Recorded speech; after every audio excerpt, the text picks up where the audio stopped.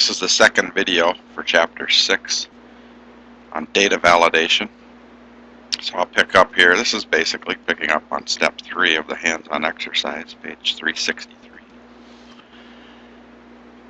Here I have the customer table open in data sheet view. I just wanted to show you one thing here, a couple things. I'm going to add a new record. So you could do that down here. You could just make up some data here.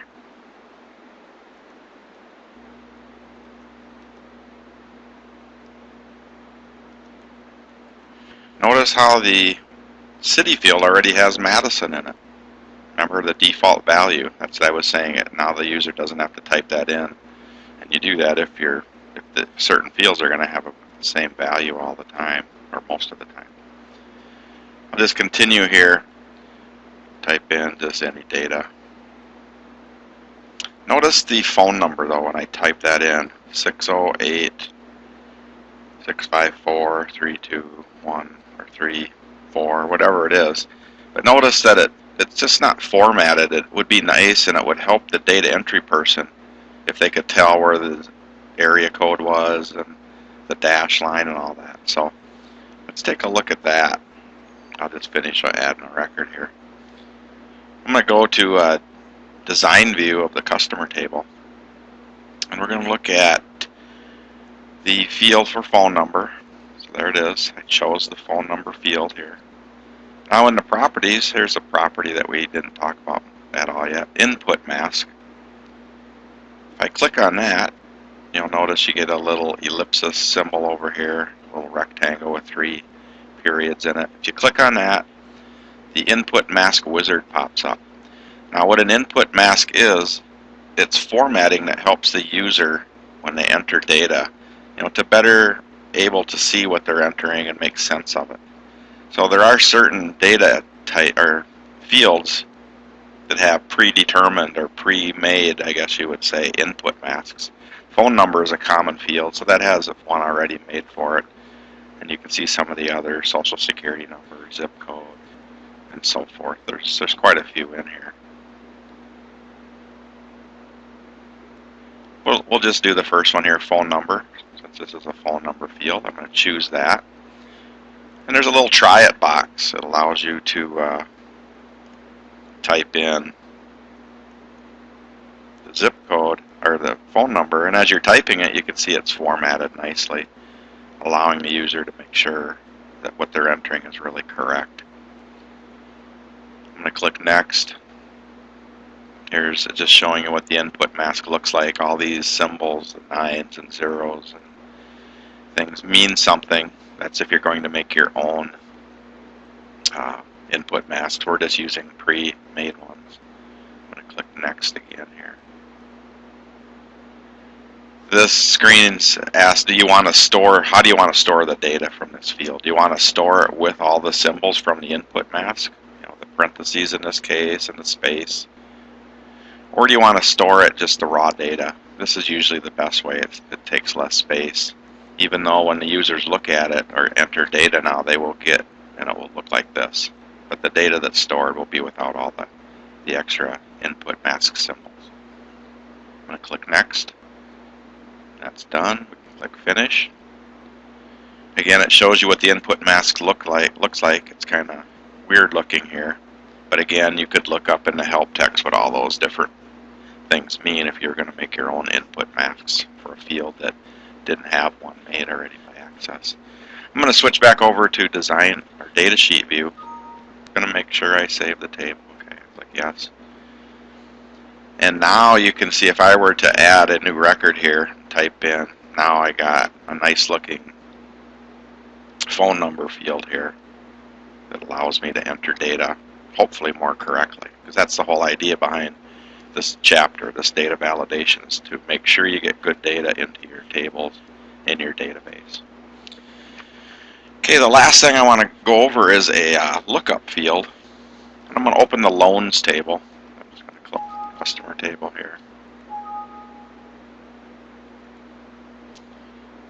I'm going to open up the loans table.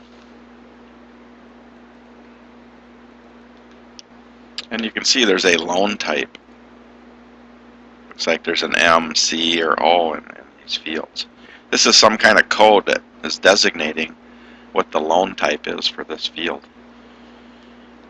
We're going to set up a lookup field for this.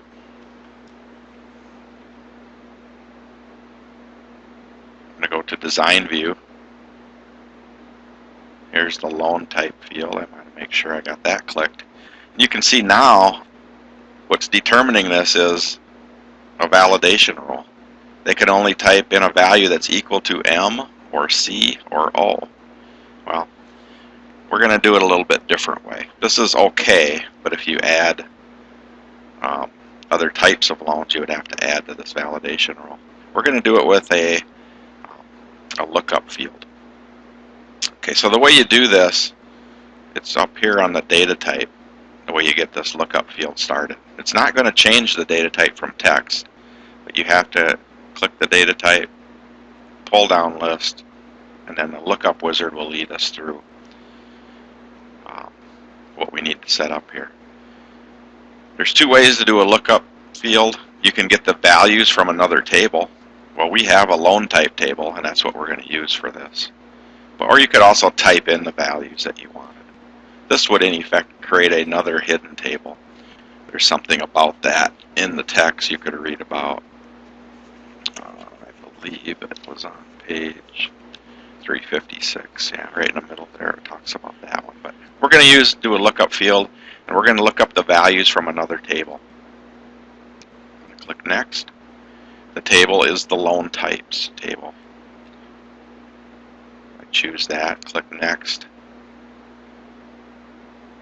And we are going to choose both the type and the loan type description for selected fields. Click Next. And the sort order, I think we're going to skip that. There's just a few records, we don't need them sorted. Skip that and go to Next. So here's this loan type table. If you looked at the loan, we're going to look at the loan type table in a bit, but it's going to have two fields in here.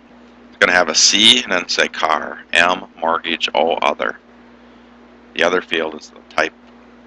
This is sometimes called a code table because there's a code and then a description of that code. It says hide key column, recommended. Now you can hide it or not. I don't really think it hurts anything.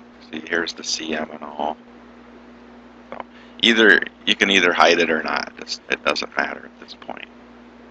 We'll keep it hidden just because that's what the direction said to do for this particular one. But it's really up to the individual user how they want it to look. Click Next. What label would you like for this lookup field? We'll just leave loan type there. And I'm going to click Finish. Table must be saved. Okay. Notice that the loan type data type still stayed at text, but we do now have lookup values. There's a little tab down here in the properties area. If you click that, you can see that it did enter a whole bunch of stuff here. We don't need to be concerned with the details of that right now. So we're going to go look and see what this did as far as data entry. Go back to data sheet view. You can see now the loan type, instead of saying M, C, or O, it spells out the whole word, car, mortgage, and other. If I were to change one of these, now I get a drop-down list, and I can choose from that list. Again, this helps with data entry. They wouldn't have to type in mortgage or other. That would make the possibility of an error more likely if they had to type. So again, we're saving the data entry person typing and possibly some errors. Okay, I'm going to open up the loan type table just so you can see it. This is that code table I was talking about. This is where we got the lookup values for that other field, CM, car, mortgage, and other. If I were to add another record to this, let's say they're going to do loans for personal.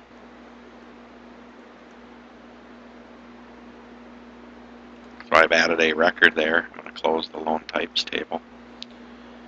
Let me close the loan table too and open the loan table back up. And now let's see if I get that new option. Yeah, car, mortgage, other, personal. So you can see the lookup values are getting their values from another table, sometimes referred to as a lookup table or a code table.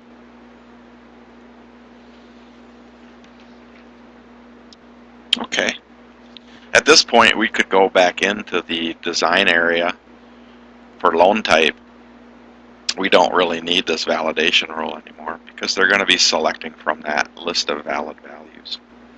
We could take the validation rule out at this point. Okay, I strongly suggest to go through the hands-on exercise yourself for Chapter 6, and just remember that we are only doing the first section of this chapter. We are not going to be doing data validation in forms or data macros.